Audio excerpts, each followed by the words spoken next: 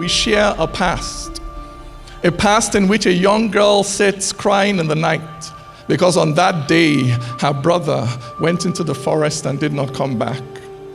And when she followed his footprints through jungle and valley, when she followed his footprints, they ended at the West African coast. They ended at the edge of the Atlantic Ocean. I am her descendant. I need not need a visa to come find you. You are his descendant. You should not need a visa to come home. That if the racial inequalities upon which this modern world was built was ever to be truly dismantled, then Africans and those of African descent must come together to understand that the bonds that connect us all to that continent can never be broken. That we are one people, scarred by one trauma, nailed to one cross, followed by one stigma, and our voices will not be heard until we project them together. To know that the cultural distance between Bridgetown and Lagos is not as vast as the ocean that stands between us.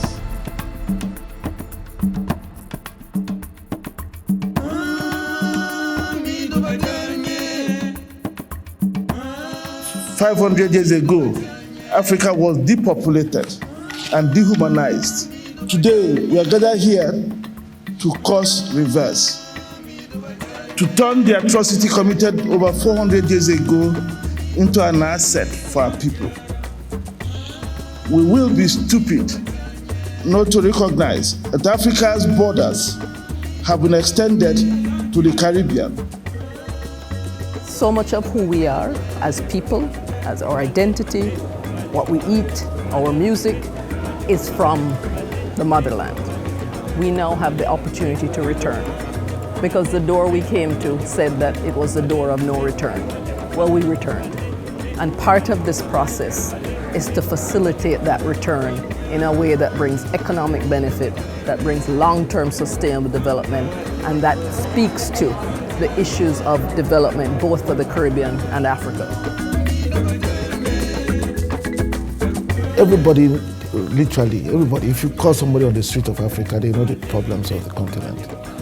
We debate a lot in the bank. And when we debate, ideas come. When we then take it out, it resonates with anybody we see. Because we have in the bank a diversity of people from all over the world, actually. So this forum really is going to bring in quite a number of participants coming together to discuss a wide range of issues that affect business relationship between Africa and the Caribbean. The African Union also sees the diaspora as a sixth region, that is sixth regional economic community. What we try to do most times in Afreximbank is to give life to initiatives that we believe in, that we know that will respond to our own mandate and objectives, initiatives that will support the prosperity of Africa and Africans wherever they are. The Caribbean is about 80 million, Africa is about 1.4 billion. But when they get together, they use that market as one market. I've been involved in a number of conferences in my stay in Afreximbank, but this one had something about it. People wanted to be here. We were expecting 1,000 people, but before we knew it, boom, there were 2,000 registered.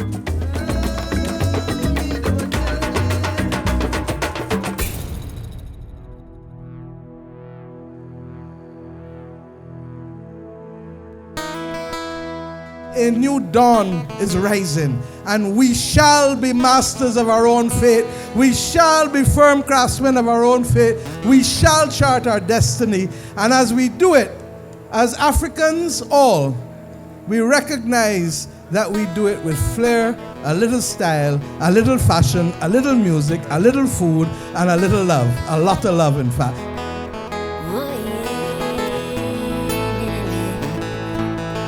Prime Minister Motley, she's a very forward-looking and very inspirational leader. She saw, long before many people, what the problems were, what the future could be if properly addressed. but she's never really had the platform to activate it the way she would have liked to. Seeing people in this room today just tells me that all those things she wanted to do, they're going to come right. And now she's Prime Minister. It's not a question of thinking, she's going to do it. We've been laboring in the vineyards for far too long. The Pan-African Congresses 100 years ago were done with the intention of being able to bring us together in one common purpose. The difference with this forum is that we are now recognizing that if we're truly to bring our people together, then trade matters, investment matters, growth matters, jobs matter, prosperity matters. And this, I hope, is the beginning of allowing persons on both sides of the Atlantic to get to know each other. Then we can supply to each other goods and services that help make us more prosperous and that take us away from the shadow of colonialism, which quite frankly has us only looking to the north on every occasion. The ability for the global south to come together and partner is a tremendous global achievement for us. And I hope that this is but the beginning. In this gentleman, the people of the region, I believe, will owe him the greatest debt of gratitude for making happen in less than 12 months that which others could not make happen in centuries. I want to salute Professor Benedict Orama because he is building the bridges for us, allowing us to move this conversation from the political to the economic and to make it real for ordinary people across Africa and across the Caribbean as we fight to move poverty from our landscape.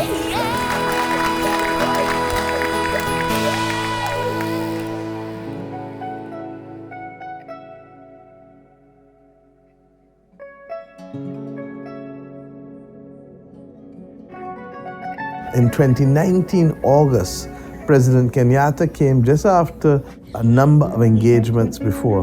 We said, why are we not meeting more often? Why do we have to meet only as the OACP, which is fundamentally an institution created to deal with the European Union? We agreed then that on our way, we thought we would have been going to CHOGM, heads of government in Rwanda, but COVID had other plans for us all. During COVID, what we saw is a number of countries being put at the back of the queue when it came to vaccine acquisition. The Afreximbank, through an initiative called AVAC, they supported the funding and the purchase of 400 million doses for the African continent. When the Caribbean islands saw that, they said, look, can we be part of your initiative so that we can purchase vaccines at scale and then you can help us to acquire vaccines for our islands? How can you have your brothers and sisters here and they suffer because they are divided in small islands of a few thousand people?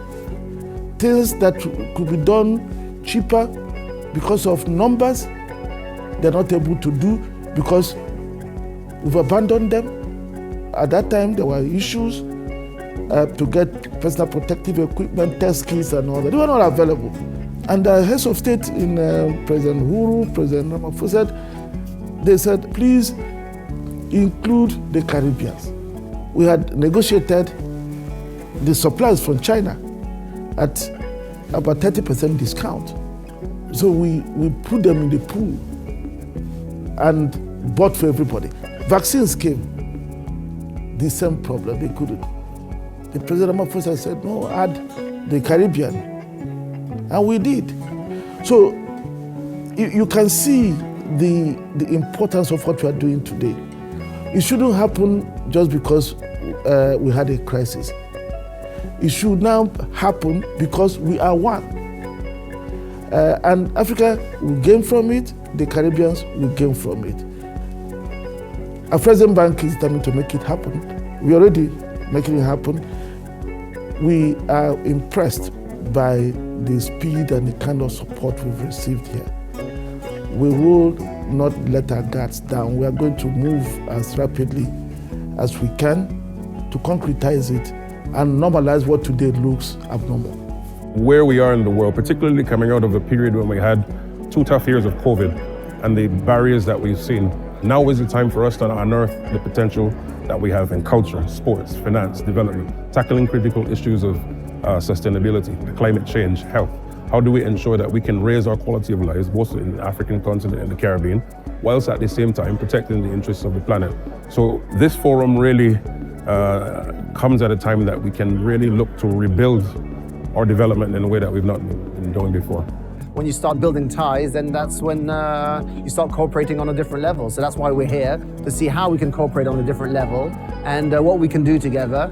Countries coming together to look at how they can collaborate to make sure that they're not at the back of the queue in terms of certain services, certain products, certain essential goods. We're the most affected countries, that is the developing countries. The island states here may be as affected as we are in Africa. So we need to pull together to make sure that those who have committed the sins are paying the price. And you do that through greater collaboration, making sure that we're strategic about our objectives and that we can work together where it makes sense. So we announced that we would work with our colleagues respectively to get a CARICOM Africa Union Summit going. We also agreed at a bilateral level that Barbados would sign a cooperation agreement with the Afreximbank, but that we felt that this was just the tip of the iceberg. All of a sudden, what was just a conversation and a plan becomes reality. And here we are. Imagine a world where there are direct flights between Dominica and Dakar, where there are exchange programs so students from the University of the West Indies can come and study at the University of Nsukka. And students from Nsukka can experience what it was for those Africans like Jaja, like Behanzin, that were captured by the colonials and exiled to the Caribbean. Imagine a world where this history is alive, where the sacrifice of Cuba in Angola is immortalized in memory, never forgotten in storytelling. Imagine a world where Africa's biggest export to the Caribbean is no longer slaves. A world where we trade, where we talk, where the Nigerian naira shakes hands with the Bajan dollar, and a Trinidadian poet can fly into Accra for a gig on Friday evening and be back home by Sunday. I started the aviation business to fill a need for myself and my group of companies. So we had our own plane and we wanted to build a hangar for it. Barbados is an exotic destination, so we cater to the very rich and famous, not just the rich and famous, but to be able to have a plane, you have to have a few dollars. We've been able to build a phenomenal clientele. We really go to all lengths to pay attention to every detail, not just in maintaining the facility, but servicing our clients with their needs. But to come in as a newbie on this turf, forget the international dynamics.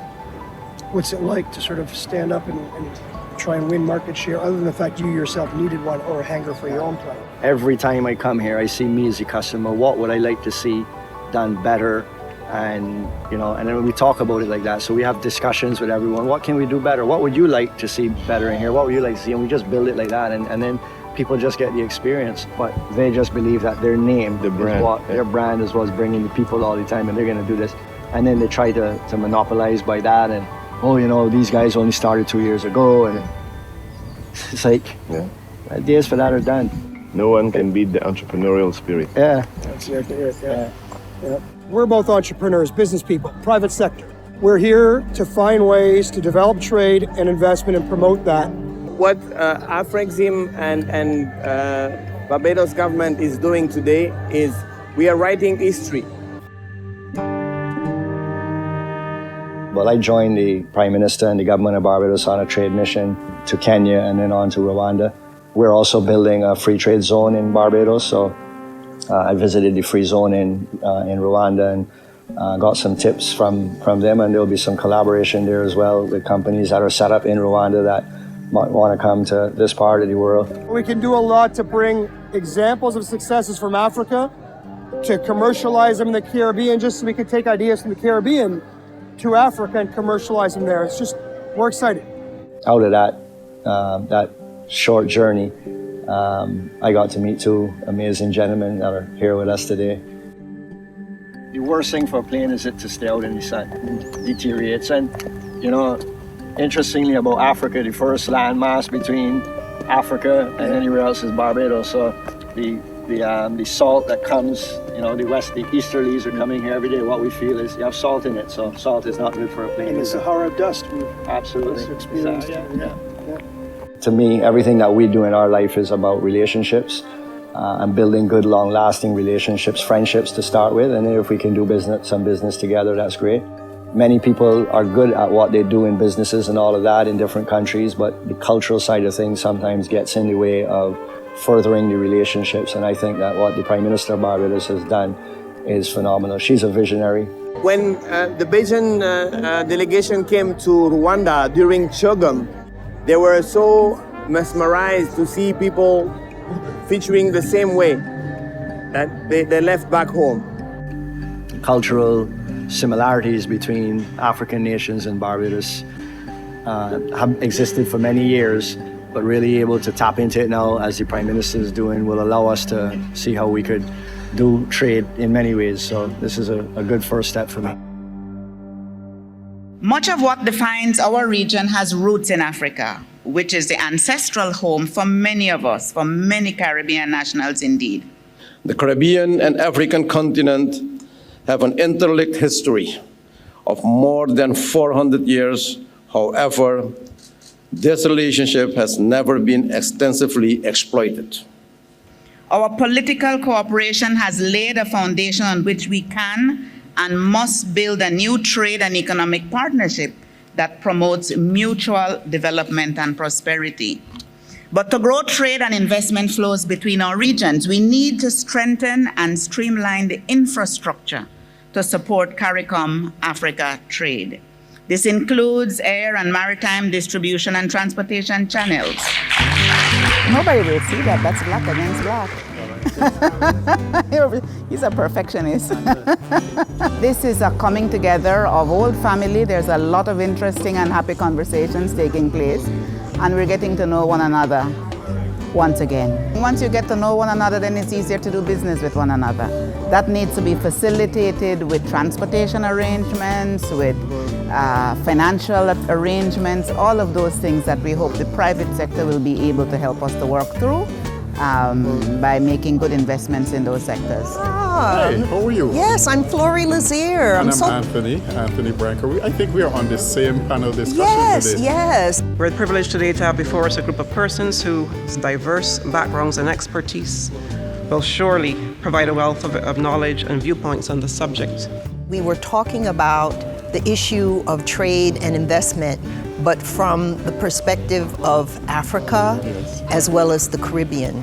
We need a seat at the table. When I say we, I mean the private sector. Absolutely. Because I love that point. Yeah, so often governments go, they have their trade missions and they go to various countries. And when they come back, a lot of the message, a lot of what happened is lost. And therefore we never move away from just being a government-to-government discussion. We never move to actually trading because governments don't trade. That's right. It's private sector. Political leaders, they can talk and say we will do things together, but it's businesses that really make the connection. And businesses don't just happen by accident. People need to meet, they need to trust, they need to get to know each other again. Listen, we're here to do trade, not friendships. It's business. And I think that part of the conversation is about how we can ensure that the policy framework is one that makes sure that we can actually trade better, trade more, and trade more easily with each other. We know that a journey of 1,000 miles starts with a single step. And over the last 48 hours, we have taken steps to make this happen. Yesterday, we signed an MOU and partnership agreement which will catalyze and build bridges between our two regions. Anytime you're building a nation, you have first to deal with transport and communication. You put in roads in a country, you put in public transport in a country, you change the economic equation for ordinary citizens completely. We've actually done a study as International Trade Center on the potential for exports and trade between the two regions, hemispheres. It's negligible at this moment, 0.1% max. But we've seen an opportunity for over $1 billion in trade. And that alone tells you that it's a huge untapped potential. And this covers areas from goods, such as fish and agri-processed food and so on, but also, for me, the most important area, which is the creative industries. Well, we have planes landing every day, but they don't have Ethiopian Airlines on it. And that's what made it special. And I think the last time it happened, I was 1 year old. It is a symbol of what more can come. And I think that is what captured people's imagination. How do we ensure that we can remove the middle leg, the middleman, and remove the scars of the middle passage? And if we can get that done, then the geography that appeared to be too far becomes too close. The history that appeared to be too scarring becomes simply an archival fact. I'm Jamaican, and I know Bob Marley, Marcus Garvey, we've always been very strong on Pan-Africanism, on what it means to be one people. And I think this first inaugural fair is just the beginning of that journey. And we're really excited that Afreximbank and the government of Barbados and all the other agencies that have been involved have actually made this possible. I think it's important for us to understand that about 78.8% of the 41 million people who live in the Caribbean consider themselves to be Afro-Caribbean people.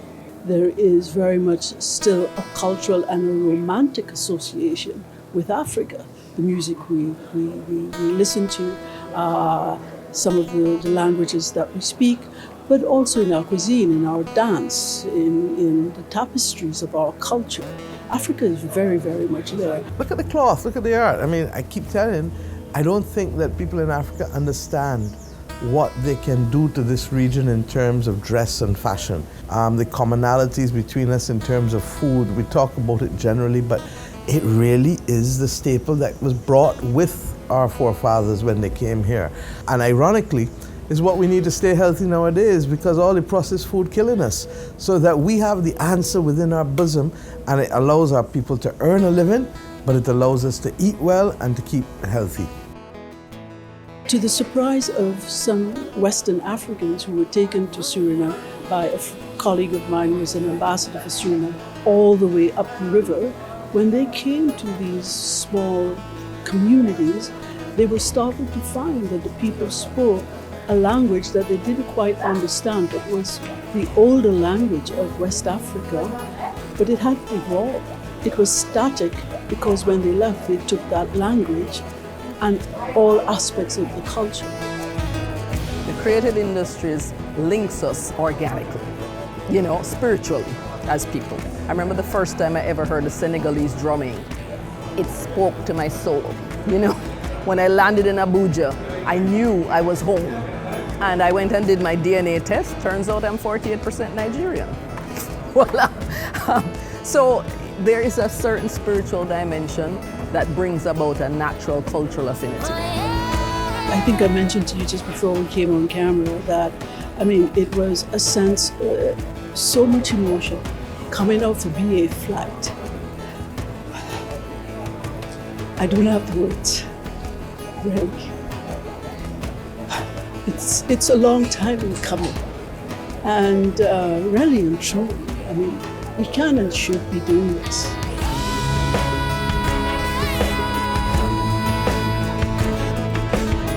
It's the ordinary people's great-great-great-grandfather and great-great-great-grandmother who came across on that ocean. And when they came, as you heard yesterday so brilliantly from DK, they left a sister or they left a brother. So when we look at each other, say, wait, you look like so-and-so. We know why. Because we left so-and-so there when we came over. Genes have a way of striking back sometimes. So we know exactly that we are truly one family.